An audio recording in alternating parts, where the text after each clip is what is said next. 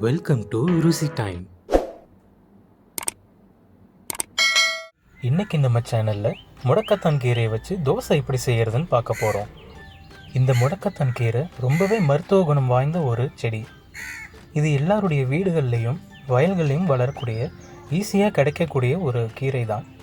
இப்போது முடக்கத்தான் தோசை எப்படி செய்கிறதுன்னு பார்த்துடலாம்.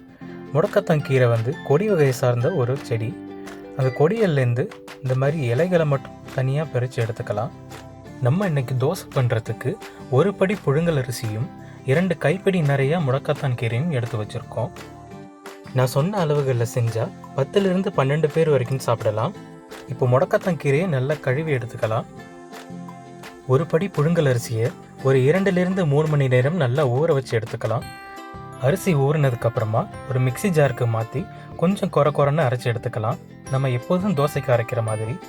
கூடவே முடக்கத்தான் கீரையும் மிக்சி ஜாருக்கு மாற்றி நல்லா மைய அரைச்சி எடுத்துக்கோங்க.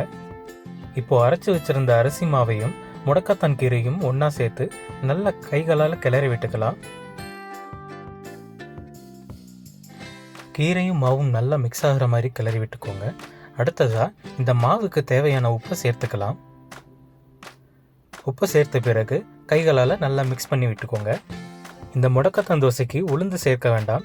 கீரையிலே குழகுழப்பு தன்மை இருக்கிறதுனால உளுந்து போட்டால் நல்லா இருக்காது. நல்லா மிக்ஸ் பண்ணி விட்டதுக்கு அப்புறமா ஒரு 8 மணி நேரம் அப்படியே விட்டுருங்க. மாவு நல்லா புளிச்சு வரணும். மாவுக்கு தேவையான அளவு தண்ணீர் சேர்த்துட்டு சூடான தோசைக்கல்லில் நல்லா மெலிசாக தோசை வார்த்து எடுத்துக்கலாம். இப்போ தேவையான அளவு எண்ணெய் சேர்த்துட்டு நல்லா முருக விட்டு எடுத்துக்கலாம். தோசை நல்லா வெந்ததுக்கு அப்புறமா இந்த மாதிரி சுருட்டி எடுத்துக்கோங்க. சின்னவங்கலேருந்து பெரியவங்க வரைக்கும் எல்லாருமே விரும்பி சாப்பிடுவாங்க.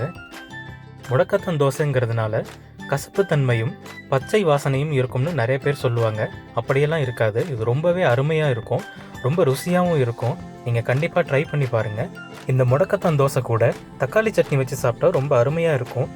இந்த வீடியோ உங்களுக்கு பிடிச்சிருந்ததுன்னா ருசி டைம் சேனலுக்கு மறக்காமல் சப்ஸ்கிரைப் பண்ணுங்கள். கூடவே பக்கத்தில் இருக்கிற பெல் ஐக்கானை ப்ரெஸ் பண்ணிக்கோங்க.